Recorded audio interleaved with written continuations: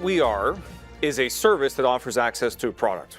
The product is something I don't have to sell. You already know what it is. You probably have plenty of it. It's a question of when you can get it, which is what we've innovated on, and that product is U.S. equities. Very simplistically, a number of years ago, and there's more to come as you'll see in the slides, if you wanted to trade, you could do that from 9:30 to 4. Historically, those are the classic market hours. You see CNBC broadcasts for the U.S. when they have market opens, things of that nature. Richard and the other exchange do similar things here with their own issuers, and classically that's what you recognize. Over years, and this is starting in the range of the 90s, hours were extended to some extent, and you'd trade a little bit earlier and then eventually a little bit later, and now we have a time frame of 4 a.m. to 8 p.m. that most people would recognize. So if you're watching the 9:30 market open, you're far behind, in fact, what might have happened already from 4 a.m. Fast forward a period of time to when Blue Ocean came to be, and you would have had 8 p.m. to 4 a.m. when there was nothing to do. There were no markets available. It was shut. Everything was unavailable for trading as far as U.S. equities were concerned. My own career history is with NASDAQ, our CEO as well. Just by chance, 15 years ago, we were both working there. The question would have been asked of people in New York, would you like to trade after 8 p.m.? Anywhere up to 4 a.m. And the answer was resolutely no, I want to go home.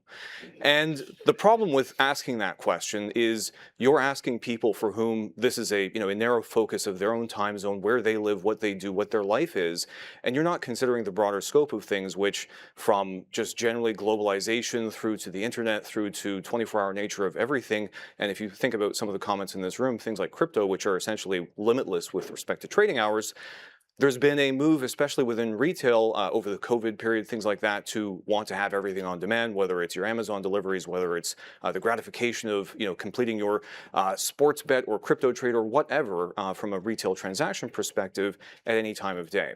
And if you look a little bit further out on kind of a more disciplined macro perspective, you have this globe out there with give or take 50% of the population and wealth about 12 hours away. So it's not about 8 p.m. to 4 a.m. It's about 8 a.m. to 4 p.m. in places like Tokyo, Shanghai, Singapore, Australia for that matter. The list goes on. Imagine the population, imagine the opportunity, and imagine that nobody, really up until we started about 5 years ago, had done something to serve that meaningfully. And so that's what Blue Ocean really is. It's a service at this point, and this is what we've grown into, to be open for U.S. equities trading 8 p.m. to 4 a.m. So I'll skip past that part unless someone wants a reading exam.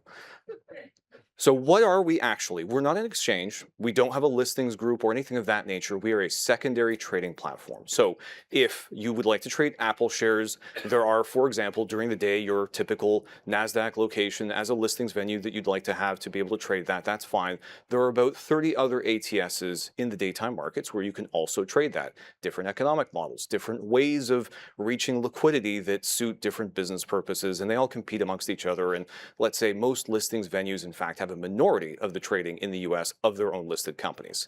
In the overnight space, there have been historically prior to Blue Ocean, no ATSs, and exchanges were unavailable because they were incapable of being open overnight. A number of reasons, partially industry tool sets, partially regulatory, things that we can talk about further, but ultimately the ATS was the only construct through which you could have the flexibility to be open overnight. So that's what we've chosen, and that's what we are. We are an ATS, alternative trading system, under the National Market System regulations in the US. So something that's been developing in the last couple of years, especially the last 6 months, you've seen is announcements from NASDAQ and NYSE and others who are saying that they want to eventually go up to 23 hours a day, 5 days a week. Well, hypothetically, that can happen. That's probably a couple of years away, and I just want to address that up first because that's the first question people have with respect to our own future. Is that something that we believe is still structurally a few years out, just given the way that the market and the supporting infrastructure needs to develop first, and we believe we can continue to be an ATS for that period of time. And we'll continue to monitor, develop, and change as that's appropriate for us as our business evolves. But in the meantime, we have the market as an ATS. We have grown substantially, and you'll see a few interesting numbers here as we move along. And this has been, I think, the most nimble and appropriate way to be able to confirm that there was an opportunity in the night, there was something to be had, and we've actually had fantastic uptake across a lot of the markets I'm talking about here from an Asia perspective to start. So what are we? Where are we? So again, as I said, half the world's population, call it 4 billion or so, of global wealth and global headcount live in Asia. So it's very likely that you would find an early audience there, which is in fact what we had. Our initial uptake, and by no means our only uptake, but initially in 2021, 2022 timeframe was out of Asian markets, especially retail online brokers for whom there was a ravenous desire to say, I would like to offer my retail online user continuous availability 5 days a week of access to U.S. equities. Again, they're looking for commission, they're looking for liquidity. Market makers are looking for another way to make more markets more frequently turn over their volumes. Excellent match. We provided that facility as far as an ATS, so a two-sided liquid order book to be able to do that. Why U.S. equities? Why do they care? Well, call it depending on the day, depending on the market cap, and things have certainly been moving a lot in the last couple of weeks, but in the range of half or more of the world's equity market cap actually is US listed. So that's about 11,000 different stocks right now, and it's everything from the ETFs of very nuanced and specific types through to the multi-trillion-dollar corporations you well know, all the way down to small cap stocks, sub-dollar, whatever, long tail as well of all kinds of others. And there's a lot of growth of wealth in these markets as well. So these are people who, again, if you think of a retail broker, typically will access to their domestic market and then the US. And that's pretty much a repeated model across most countries, Canada included. We have our local market, and then you probably also have the US on your retail broker. So offering the US market to a global audience, wherever they may be, by connecting that overnight time frame was incredibly valuable in terms of facilitating access to these products, again, which I don't need to sell the product, but I can sell the service. And this service has provided incredible value to these people in price discovery, in risk management, in the ability to capitalize on things that they see happening in, I don't know, news on a weekend that might drastically change your view of any number of things, whether it's precious metals in the form of titanium or otherwise, as Richard was alluding to earlier. And this has provided both to institutions and to retail an extremely valuable service. So to put that into context, consider this weekend's events. If you had waited until you saw the 9:30 bell on TV, or perhaps live, depending on where you work, you would have been far behind the 4 a.m. market. That's what most people would recognize. Well, what if I were to tell you that because it's a Monday session for us, we start at 8 p.m. on Sunday. So had you waited till 9:30, you would have been more than a dozen hours behind the actual opportunity to trade at 8 to 8:01 when a flurry of activity was repricing risk and opinions, and people were acting upon all of that.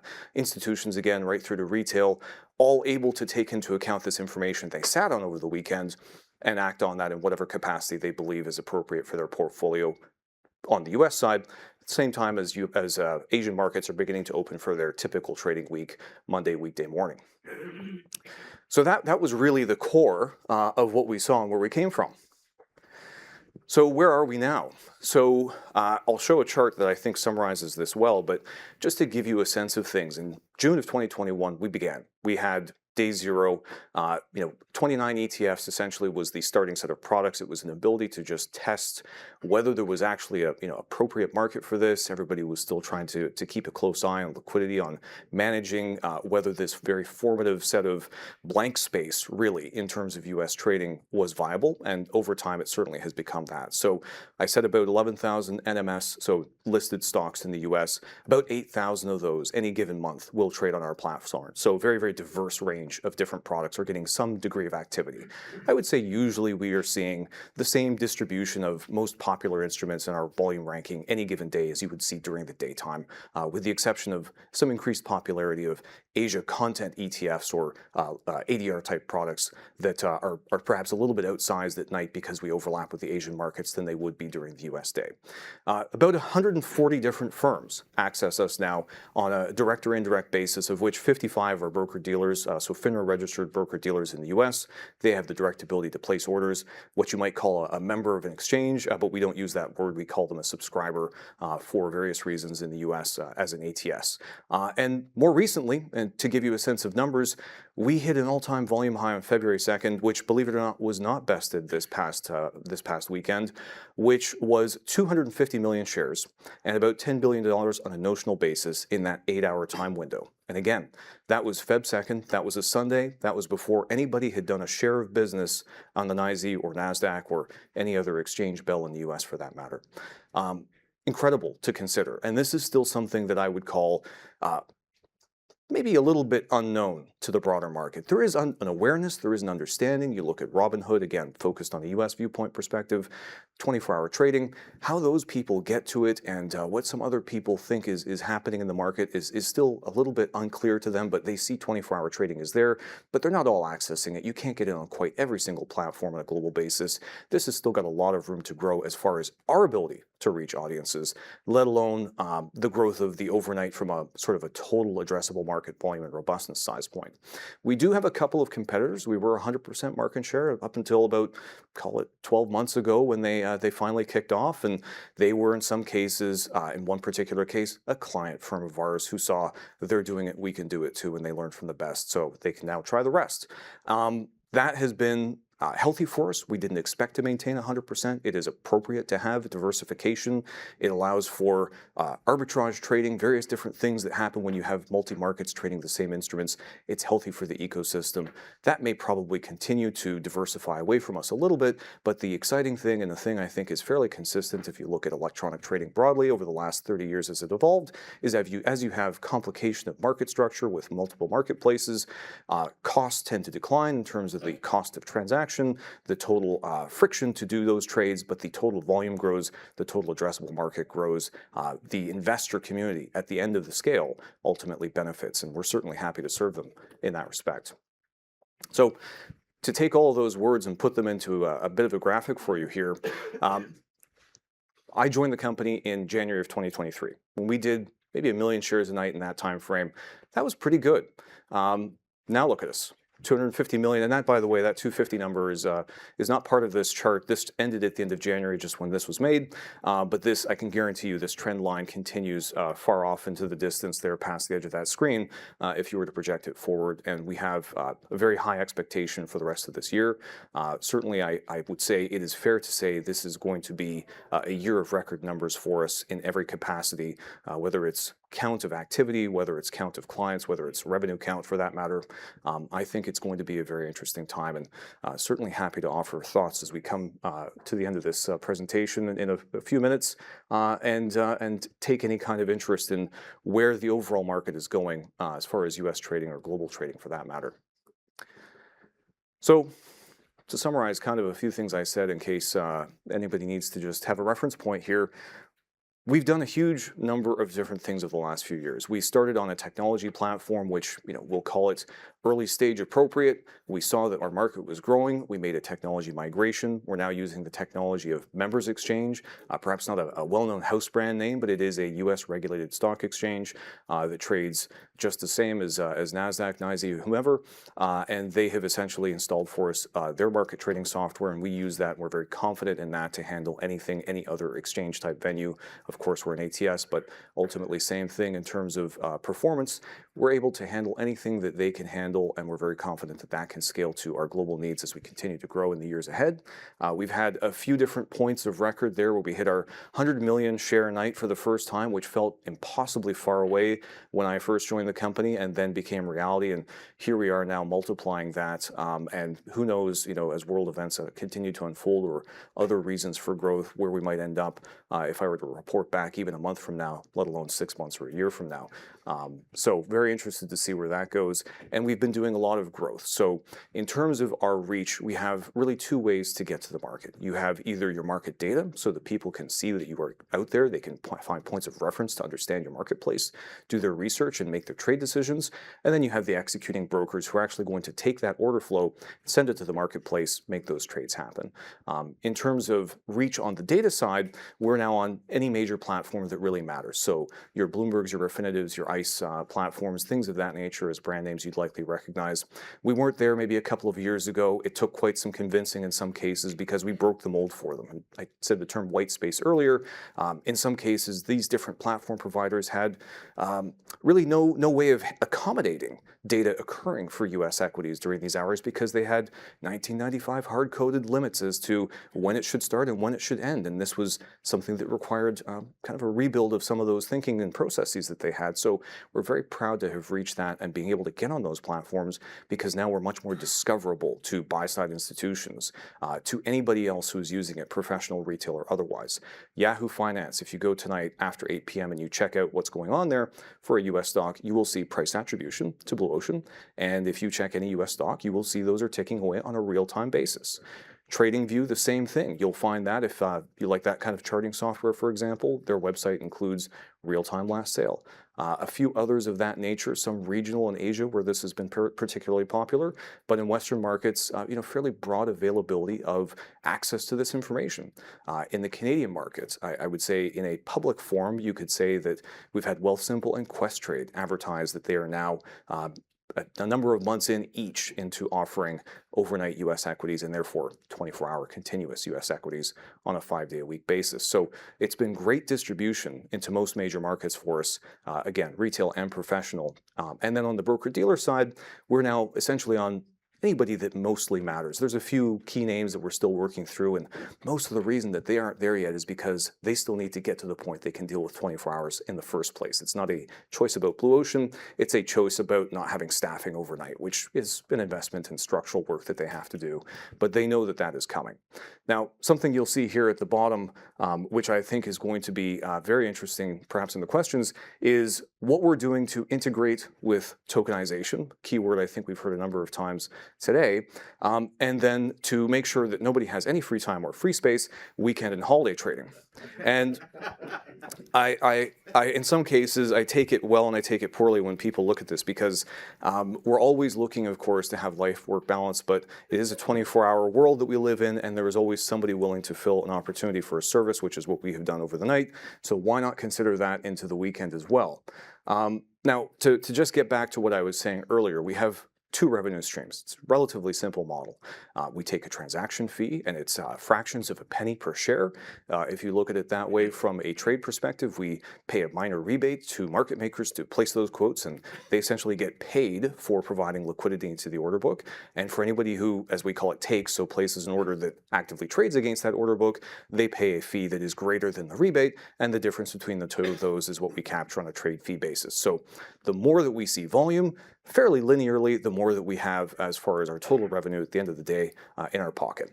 On the market data side, we charge a licensing fee, which is, generally speaking, like any other major exchange business, including those in the room, where it is repeat business on a monthly basis. It's intellectual property licensing. Your cost of production is relatively fixed in terms of that. It's the output of the ATS platform, and the hardest part is, again, making sure you're on the right platform tools to allow those people to consume it. Once it's available there, you're essentially signing up clients without too much friction. As long as they want and understand the value proposition of the data, they're happy to pay for it, and that's been a fantastic line of activity for us as well.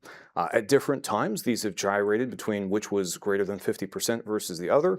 At this point, just given the growth in volumes, the transaction side is outpacing market data, but about a year ago, I think I would have said it was closer to 52-48, something like that. We had a leap ahead at that point on the market data side. So, as I said, we're open 40 hours a week at this point. What about, I don't know, 48 more hours? Friday night, 8 p.m. right through to Sunday night at 8 p.m. when we normally would start our session. That's something that we're considering. That's something we're actively working towards. There'll be some press about that in the next number of days. There has been some press a few months ago, I would say, as far as our aspirations initially on this front. And the reason that we can consider this is really much less to do with us so much as the underlying infrastructure of the U.S. market's changing. So Depository and Trust Clearing Corporation does all of the U.S. equities clearing for all of the different venue operators, no matter who they are. And that is the cornerstone of ensuring that when a trade takes place on an ATS, an exchange, any other way, that in fact the parties swap that ownership and kind of close the transaction. Any kind of open-ended risk that otherwise might have provided is handled through clearing at DTCC. If you go back to maybe late 50s, early 60s, that would have been something that was a bilateral settlement with a paper certificate. DTC was created to have a first version of a safe place to co-deposit and have that swap take place within an isolated environment. And that was made on a IBM mainframe type technology, which was, simplistic, robust, has functioned just fine for about 50 years. But what if you introduced a new technology layer that could just make it a little bit better, make it a little bit more automated, and remove some of the sort of settlement risk from a mutual accounting perspective. And that's really where, of course, blockchain comes into play. Is I am sending asset A to person B, who is sending me their counter dollar, and that can now be done in a way where we are both reconciling on the same total ledger, which is blockchain. And that's because DTCC has elected to actually offer this as a service themselves, where DTCC is taking that exact same stock that you've had in your account any other way so far and putting that as a representation on a blockchain. There is no additional risk. There is no gotcha to this. It is them just saying we have a technology solution and it's now passed the sniff test from the SEC. They've issued what they call a no action letter. So essentially their permission to continue forward with this, where the DTC can say you can settle this product that you have, this trade, on the old-fashioned DTC solution. That's perfectly fine. Should you wish to, there's also a solution where you can settle that in this blockchain system. And the benefit and the reason that we can now consider something like weekends is historically DTC was closed on the weekend. Well, this blockchain is continuously operational. We can just take that same trade, pass it through to this DTC ecosystem that is on chain, and that settlement occurs without further intervention. So that means that settlement risk you were looking to cover on the weekend can now take place. And so we're happy to be open as an ATS as soon as all of these things are fully in place, which will take a little bit of time. And then we can just continuously trade. And again, this is something as an ATS that is uniquely available for us as a business construct. We are the first to be evaluating this and working towards this outcome. And it's another white space. We did this for the weeknights when there was nothing, and there was really an empty set of rules, really. We had to work with the SEC at that time. And similarly, we are doing the same now for the weekend to understand how we can take lessons learned from the overnight segment and apply that to this other really final frontier. I mean, what other time could there be than holidays and weekends to continue to fill with U.S. equity space? And this is something that we'll pursue, I think, with higher priority than, let's say, continuing the other hours of the U.S. market where we could do 4 a.m. right through to 8 p.m. because those are well filled by competition and these are not. So this for us is important innovation to take as first priority. I will say, and I think it is relevant to note that we will be doing fully 24 hours on weekdays as well at some point in the future, but for the immediate term, this is our highest priority. This is something that with the Depository and Trust Clearing Corporation will be in early phases of testing over the course of Q2. So we'll begin to learn how this is going to go with some of our clearing partners that we have to work with, and hope to be able to report back a little bit more detail. Production possibility towards the end of this year, but again, highly dependent on regulatory and DTC and quite frankly our client side, so that they're able to trade, not just for the DTC to settle, but for whichever bank or broker you like to use to have the ability to staff and maintain their technology over the weekend.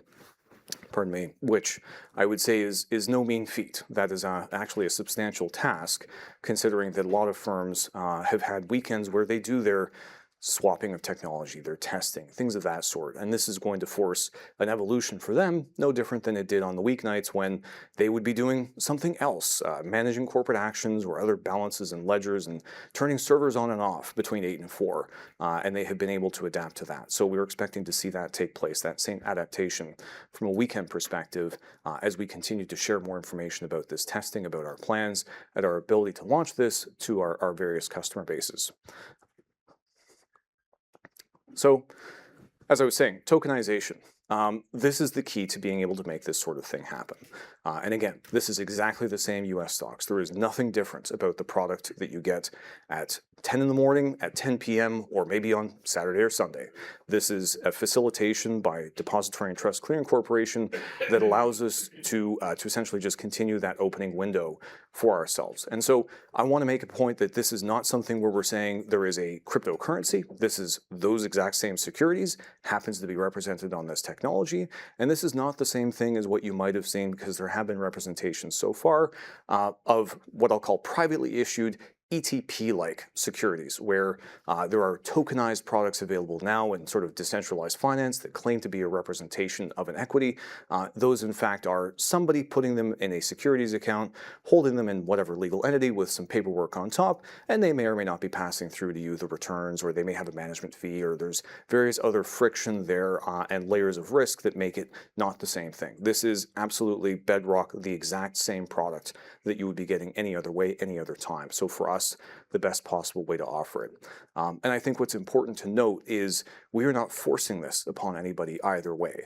We will be enabling the ability to settle to tokenization on our regular hours during the week, as well as, of course, exclusively tokenized on the weekend, but it is up to the audience to decide when they want to participate. So it's not as if there's a hard cut where you're either in or you're out. You can continue to use Blue Ocean in the way that you do right now and just operate traditional format clearing choice for the hours that we traditionally are open, and when appropriate, enable your tokenized settlement if you wish to do so, if you're a DTC participant who has that technology capability for the weeknights. And of course, if you're then further along and able to do so, trade in that tokenized inventory that you now have over the weekend as well. And we are seeing substantial appetite for this. And again, retail is quick to adapt to these types of things because there's a very natural quick payoff for the demand there, but institutions as well are incredibly interested. Even ETF issuers and others who are invested in this market space as far as what 24-hour and now 7-day-a-week liquidity looks like, they're all very keen to understand how this can be done, how this can be pushed forward, and where the market efficiency can come from. And I think what's important to note is there's a lot happening beyond what we're doing here in terms of why to tokenize, and that's happening away from Blue Ocean. So there's a lot of things in terms of collateral management, for example, efficiencies around SEC lending and other factors that are not related to Blue Ocean, but will cause a lot of equities to become tokenized so that people can conduct those activities. And when they have that inventory, again, in tokenized format, they'll have a place to be able to place those trades on the overnight side, on the weekend side, as we continue to grow. And I think kind of summarizing here where we stand right now. So Blue Ocean, again, we are the leader, we are the first overnight venue and have been in operation for about 5 years. You've seen a couple of ATS competitors that have come into the night so far. We're happy to continue to work with them. There is some degree of co-opetition with these types of things. We're working to make that overnight segment more robust, ensuring that rules and other aspects of market normalization make it as effective and safe to trade as possible, encouraging liquidity. And there may be some sharing of the overnight volumes overall right there as we continue. And then you've seen another couple more, the major exchanges, 24 Exchange, which actually is more like the 16 Exchange in terms of their hours. This is a misnomer, but this is their legal name, and seeks to become the 23 Exchange, which in fact is still another error in their name, but will be what they intend to become as far as a stock exchange license is concerned, which is exactly the same story that we've seen from NYSE and NASDAQ, who've both shared their aspiration to go towards a not 24, in fact, but 23-hour model. They have asked for a mandated 1-hour break, and these will become eventually our competitors. That's still 2 to 3 years out based on a number of different reasons, which I'm happy to discuss if anybody would like to find a reason to take a nap. They are going to be subject to a bunch of regulatory and industry constraints, which are just not fast to solve. These are going to be things that, from an exchange perspective, have a lot more weight and different implications than a discretion to join and trade on an ATS. So for the next few years, as we have seen over the last 5, we think we're on a great path. We think as we add weekends and holidays into the mix, again, it's opening up limitless opportunity. We'll have to see exactly what all comes of it as we begin to have more details to share, but we're very excited about the business that we already operate. And I think interesting to put into perspective that when you start to trade something like 250 million shares, you're exceeding some national stock exchanges in a number of different countries, which really begins to put emphasis on what the value proposition is here. And you might have seen a couple of slides back, there are actually published studies indicating that up to 10% of US equity volumes could go to the overnight segment. So that could be something around maybe the billion share mark on a sustained average basis. When I'm talking about 250 right now, that's us at a peak, an absolute peak. We're sort of sustaining in the 100 to 150 million share range on average. So just looking at what we do on a weeknight basis, arguably there's still sort of a 10x headroom on that, plus everything else that we're working towards, which I think will be very exciting over time. So with that, just to leave you with sort of the 1, 2, 3 of where we're trying to go, we're already running the overnight. We are going towards weekends and holidays through tokenization. We'll work towards the other hours of the day on a weekday basis that we do not yet operate, and eventually, and as soon as we can, quite frankly, continuous operation all times. Thank you very much.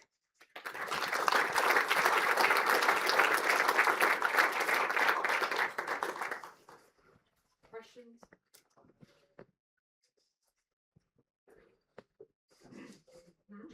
All right. Brendan. Oh. Thank you, John. You always do a great presentation. I appreciate the longer term view. I actually hadn't seen the whole the multiple year one spread out. Why wouldn't it looks really hard to build, the way you describe it, really hard to build. Yep. Why wouldn't a NASDAQ or a NYSE or someone just come and say, yeah, we'll take that. Thank you. We'll just take you over. What's preventing that? I mean, there are a number of factors at play. The single biggest control is that in the U.S. it is very hard from a regulatory perspective for an exchange to own an ATS. And there's a lot of detail behind that, but suffice to say at this point, there's actually a campaign by NASDAQ, there's some publication around the idea that they'd like to solicit the ability for the SEC to support exchanges owning ATSs, and that doesn't have to do with the night, that's just a generalized statement. Overall, it is certainly something that could happen, but I would say for now, the exchanges, up until very recently, have been interested in managing their risk by not participating in the ATSs because they just had not fully sized and scoped what they thought this was going to become. And I think they're a lot more confident if you look at those announcements they've made where they've said their own aspirations to join the night as an exchange have started to come out. But more than 6 months ago, they would have been very hesitant and careful because this was more risk than it was worth for somebody who's operating that kind of a company, to be frank. For the foreseeable future, we own the night. Effectively, yes. One more, go ahead. Are you making money, or at what scale do you? Sure. So Urbana came in around 2022 when the company was still very early and very small and was definitely not making profits at that point. We did hit that crossover last year, and I can happily say that right now, no matter what metric you would use, we are attractively profitable. Yes. Attractively profitable. Yes.